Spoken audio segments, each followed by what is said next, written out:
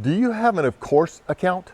Hi, my name is Ed Riggins, but most people just call me Riggo. Welcome back to Thoughts for Thursday, and welcome to this beautiful single family home neighborhood I'm walking through down here in Rosemary Beach, Florida. We're staying in a condo across the street, but I'm out taking a walk, and being among all these houses reminds me of something that we did when we had our house, a freestanding house, when we lived in Atlanta.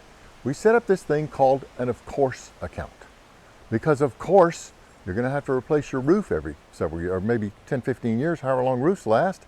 You're going to have to replace the paint. You have to repaint your house inside and out after a few years. You're going to have to replace the hot water heater. These things go out. The really expensive thing, of course, is when these HVAC units that are on the side of your house go out. Those things are really expensive, and they wear out on a somewhat predictable basis. They have an expected life. Thus the phrase, of course account.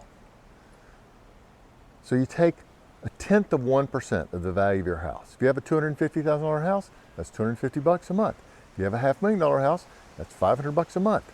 And you set it aside automatically every month to account for these things. Some years ago, you may have seen this study that came out that said many Americans can't afford a $400 emergency.